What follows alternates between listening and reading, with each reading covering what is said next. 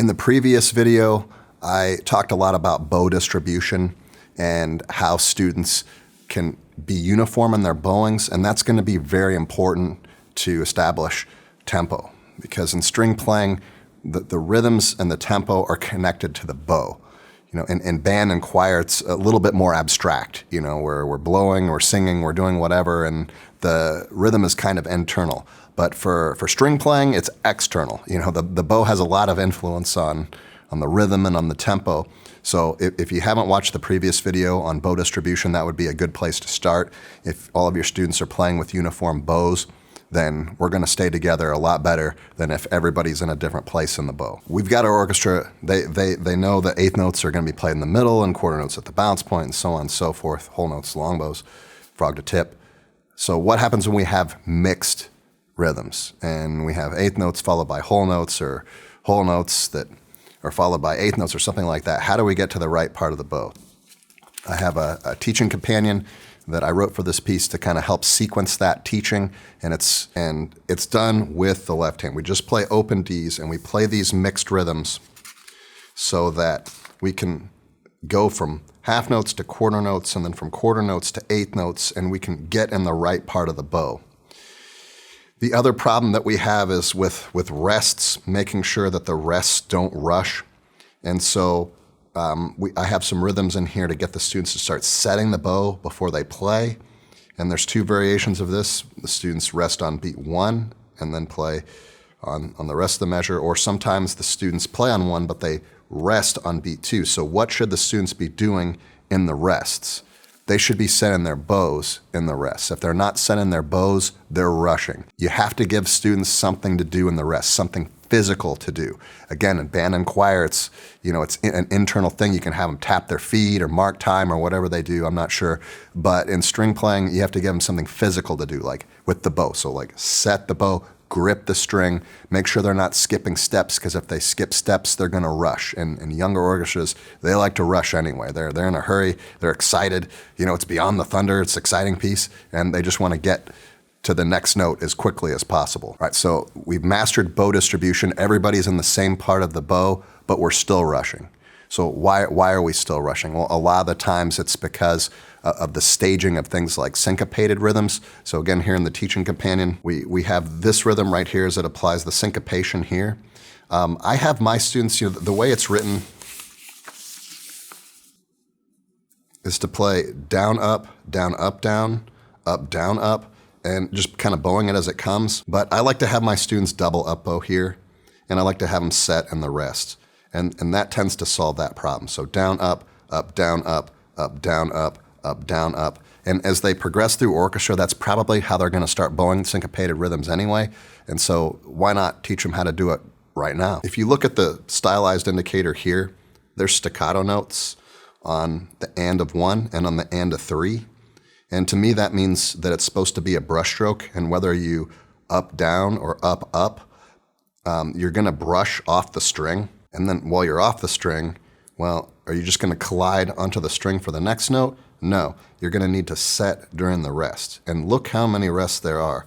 So if we're not setting and we're skipping steps, each one of those rests is going to take up a little bit more time, and soon our quarter note equals 120 is going to end up being like quarter note equals 148. And we're just going to be flying before first violins even get in with their syncopation, and then all of a sudden, we're just out of control with the tempo. This is going to be compounded in the concerts if we don't have that technique set up, because once they get that anticipation of the concert and they get that nervous energy or that excitement or whatever it is, oh, we're playing for our parents, they're going to take off even more. So we need to make sure that we stage this right, okay? It's in the teaching companion, it's written to where we learn how to set the bow and play in the quarter note section here, and we need to continue that in the eighth note rests.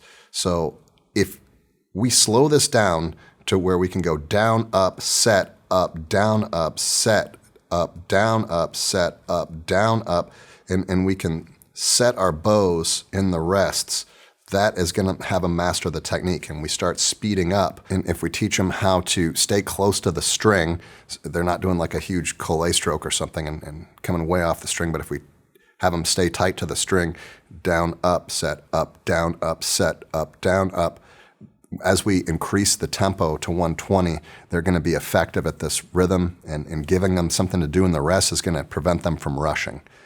So stage the technique. All right, play. Now set. Now play. And if that's not working, we can add a set grip, whatever it takes to slow them down to where they're not rushing. Syncopated rhythms tend to rush in every musical ensemble. And there are some other factors that create rushing effects too, like crescendos, for example. Loud does not necessarily mean faster, but beginners don't really know that they connect dynamics with tempo and in their heads. And it's like, oh, loud, it's exciting, and exciting is also fast, so let's take off. And so once we get a mastery of the technique required to play that syncopation, well, now we can start adding dynamics. So we can see if we can crescendo while playing open Ds and keeping a consistent beat without rushing. Can we continue with the proper technique so we don't get too excited and rush?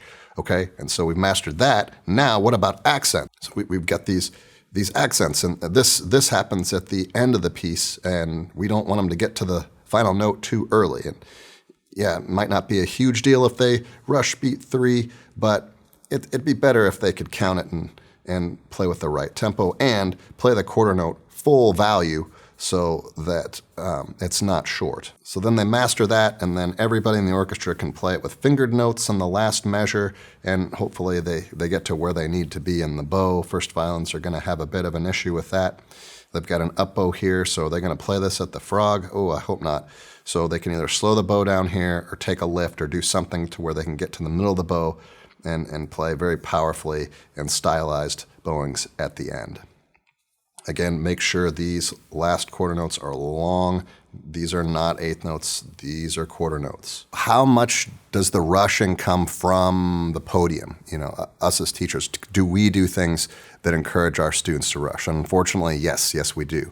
And sometimes the way we conduct our orchestras encourages rushing. So what I like to do is develop things that are a little bit unpredictable so that they watch me. I like to do a lot of rote teaching in my classroom anyway, and while I'm teaching from rote, they have to watch me, otherwise they're not going to know what to do. So try this. You're playing through, and then you get to measure 13, and you freeze on beat 1, you don't give them beat 2.